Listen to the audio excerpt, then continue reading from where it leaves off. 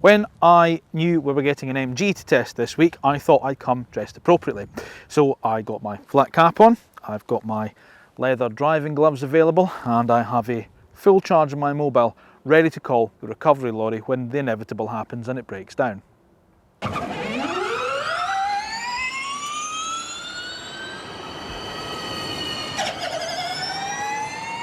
Hello and welcome to AutoEV. Now, you'd be forgiven for thinking that the MG brand disappeared from our roads years ago after the whole MG Rover debacle, but no, they were actually bought by a Chinese company called Nanjing. A few years later, they were absorbed into SAIC, the state-owned largest car manufacturer in China. Rover, rebadged as Roe, went off to be a Chinese-only brand, but MG is back. It's back in the UK. It was given a new lease of life with a restyled MG TF, which was in itself a restyled MGF, if that makes sense. Then they gave us the 5-door hatchback, the MG6, which was woeful at best. Then they brought out the MG3, a little super mini, which, although better, still fell way past class best. But now, here they are, entering into the fastest growing market of all, the small family SUVs, with this, the new MG ZS. Now, it's available in the UK with two petrol engines, a 1.5 and a 1 litre turbo, but this is the one that everyone's been waiting for, including ourselves, the new electric EV one, the MG ZS EV. So, given the breadth of the competition that's out there, is it any good? Well, that's what we're here to find out. It really depends on your age as to how you see MG as being defined. I grew up when the MGB and the Midget were still on sale, but I best know MG as being the performance brand of Austin Rover. So things like the MG Metro, MG Maestro and MG Montego. Then in 1995, MG launched the MGF. It went back to being a sports car manufacturer. But after that, it then became the performance brand of Rover Group. Now here we have it, the badge being adorned on a small SUV. At best, it is neat and inoffensive. At worst, well, you could take the badge off and it could be anything you're pretty much looking at. But MG's never really had its own style definition, so maybe this is the start of it.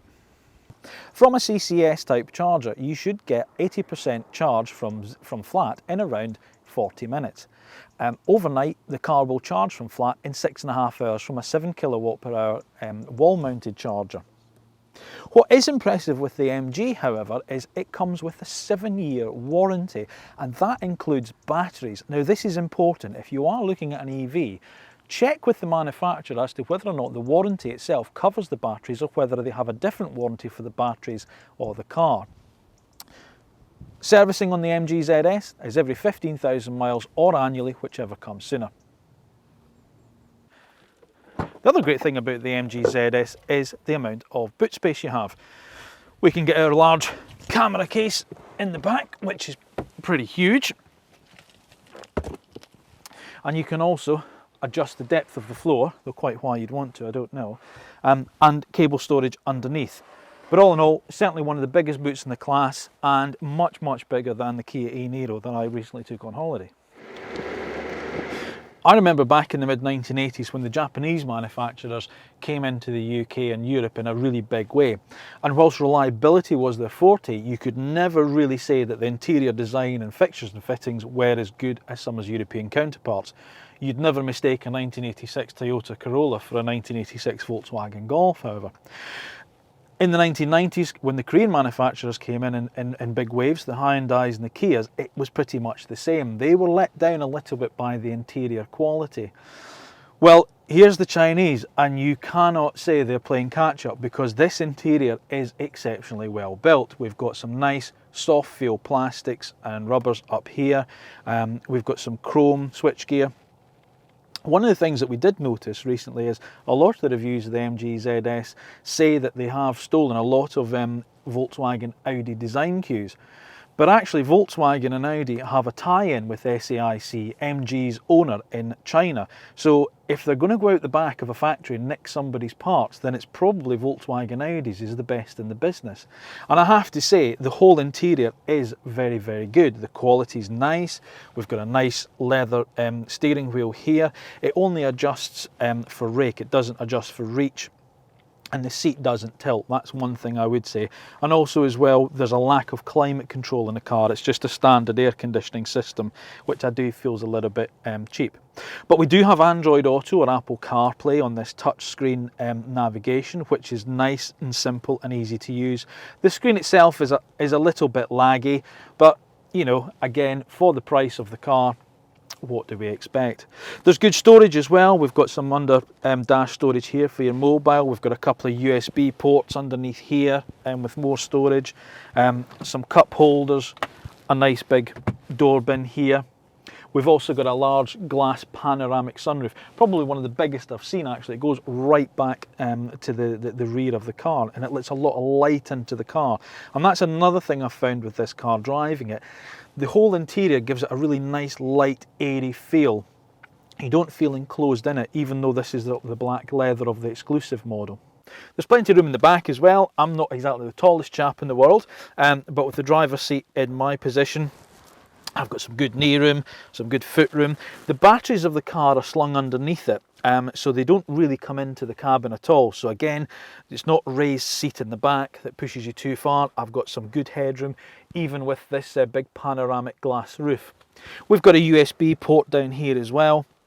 And as you can see, our obligatory child seat fitted into the ISOFIX points. There's still enough room for 2 people, and you've got a nice flat floor as well. Safe and predictable is the 2 words I would use to describe the handling of the MG. It's never going to be a car you're going to use round track, or you're going to seek out some nice winding A or B roads and thread some lovely corners together.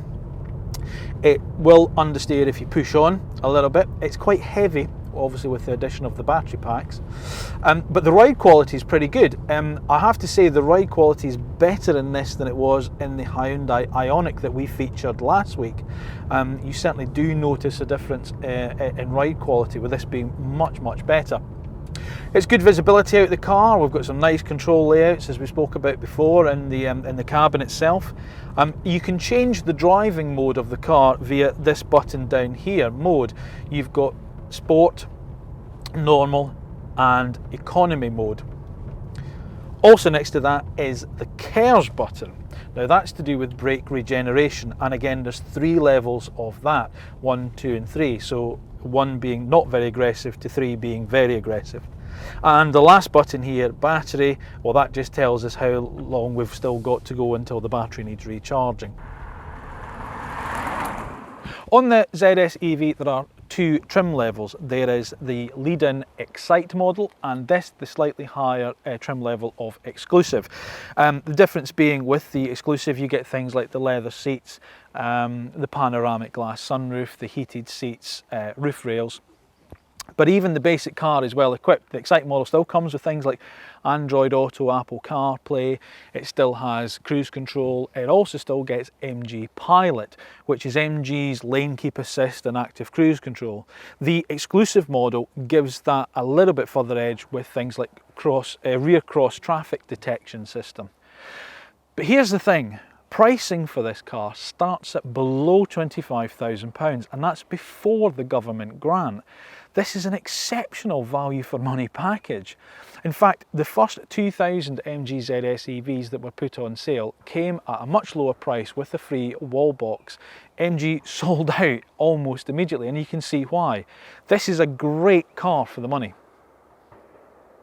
The ZS enters the market with a host of competition already there.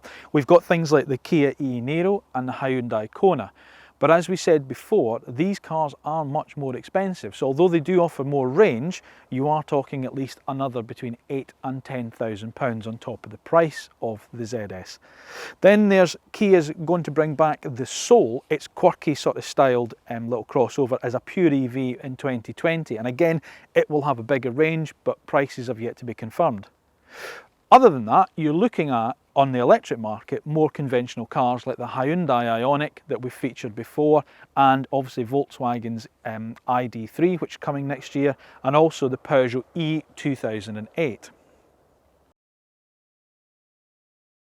You know, we can lament the demise of MG as being the stalwart of the Great British Empire, manufacturing small, inexpensive sports cars all we like. The naysayers will say it's an absolute affront to have the iconic octagon in the front of a small Chinese-built SUV. But the fact remains, that is what sells these days, that is what people want. And on top of that, MG's always moved with the times. When the 50s and 60s and 70s they wanted small sports cars, that's what they gave us. In the 80s and 90s, when they wanted small hot hatches and fast saloon cars, that's what they gave us. So here they are again, giving us what we want, which is the small family SUV. MG haven't changed, we have. So, do we rate the MG ZS EV? Oh yes, yes we do. We like this car very much.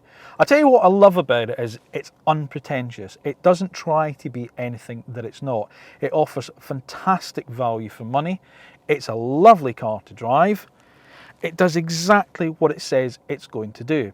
If this is the future of MG, and it's said to be because they're bringing out another 2 or 3 electric vehicles between now and 2021, then I'm all for it. Thanks for watching and see you again soon.